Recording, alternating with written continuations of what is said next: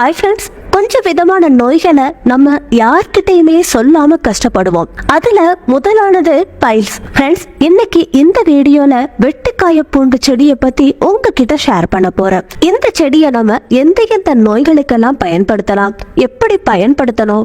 So friends, இந்த வீடியோவை எங்கேயுமே ஸ்கிப் பண்ணாம கடைசி வரைய பாருங்க. நம்ம உடல்ல எங்கேயாவது காயம் ஏற்பட்டுச்சுன்னா அந்த நேரத்துல இந்த செடியோட இலைகளை கசக்கி அந்த காயம் பட்ட இடத்துல தடவி ஒரு கட்டை கட்டி விட்டுட்டீங்கன்னா ரத்தம் கசிகிறது நிக்க ஆரம்பிக்கும். இன்னும் நிறைய பேர் சந்திக்கிற பிரச்சனை மூலம். இதுக்கு எத்தனையோ ஆபரேஷன் பண்ணாலும் திரும்ப திரும்ப வந்துகிட்டே தான் இருக்கும். அப்படிப்பட்டவங்க கைப்பிடி தாத்தா செடி இலைய எடுத்துட்டு வந்து ஒரு உரல்ல போட்டு நல்லா பேஸ்டா இடிச்சுக்கோங்க.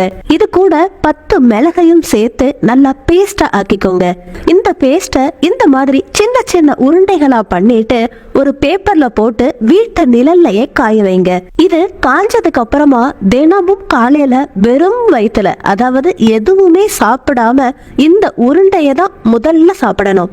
இந்த உருண்டைய சாப்பிட்டதுக்கு அப்புறமா ஒரு கிளாஸ் மோர்ல ஒரு ஸ்பூன் அளவு கற்கண்டு தூளையும் சேர்த்து அதையும் குடிக்கணும். இந்த மாதிரி பண்றப்போ ஒரே நாள்லயே மூலம் பிரச்சனை குணமாகுது.